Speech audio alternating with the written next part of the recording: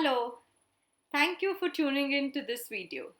I, Richa Mehta, a professional placement trainer, welcome you to the third and the last video of this series where we are learning what things to keep in mind while preparing for the most expected questions of an interview.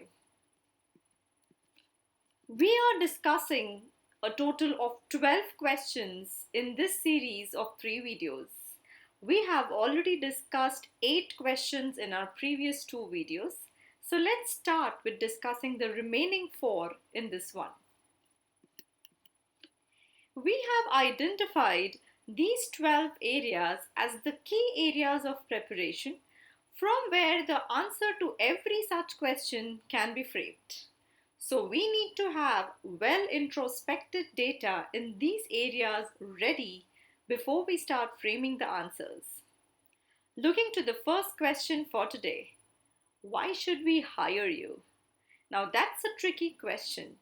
Answer to such question can come from areas like work experience. You can highlight how your work experience is relevant to this role. Next is internships or projects. So if you are a fresher, you can highlight the internships or life projects you have been a part of and how that could be beneficial to this role.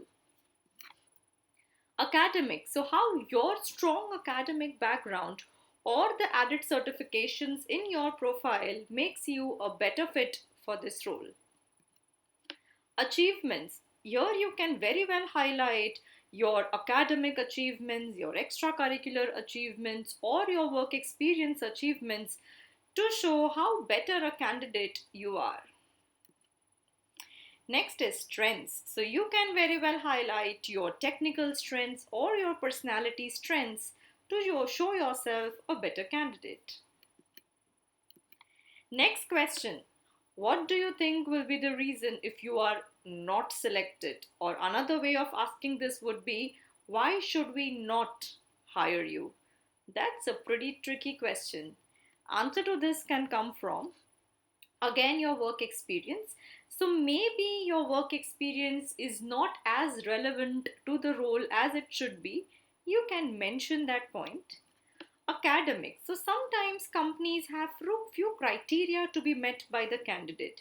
So let's say if your academic criteria is not met, you can mention that. Weaknesses. So if you think you have showcased any of your personality weakness during the interview, you can mention that. Last would be dips in your resume. So let's say if you have few highs and lows in your resume, or if you have any year gaps, you can talk about it. Next, why did you leave your previous job?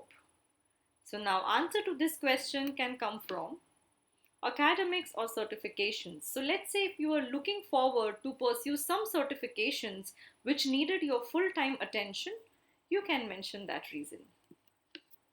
Career progression.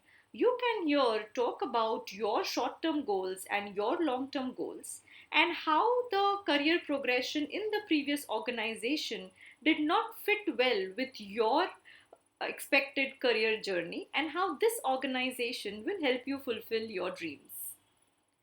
Please make sure that at any point during answering this question, do not badmouth your organization or your previous employer for any reason. Next question. What are your short-term or your long-term career goals? So now this answer can be framed from areas like, first is academics or certifications. So if you plan to pursue any certification in the short term, you can mention that. Or if you have already pursued a particular certification and you wish to move ahead in some role using that certification, you can mention that in your short term as well as your long term career goal. Next is current affairs. So if you are well aware about the industry you are working in, if you know the hierarchy that the industry follows, if you are well read about it, you can use that data to mention your short term and long term career goals. Same thing applies to the company as well. So, for the company that you are sitting for an interview with, if you are aware of the hierarchy in that company itself, you should align that with your career goals and then prepare this answer. Last would be career progression. So, that is the summary of all that we have discussed here, your short term and your long term career goals, coming down from your academic background, your industry knowledge, and your company knowledge. Next is your strengths. So, sometimes you can include your technical strengths or your personality strengths that may be suited for few roles in the future. So this was all that we had to discuss in this series of our videos. If you wish to discuss any of these answers personally with me, depending on your own profile, you can reach out to me on richamehta.2302@gmail.com. Please follow me on all of these social handles to keep updated. If you liked this video, if you found this content helpful, please make sure that you like, share, and subscribe this to always keep having updates. Thank you so much.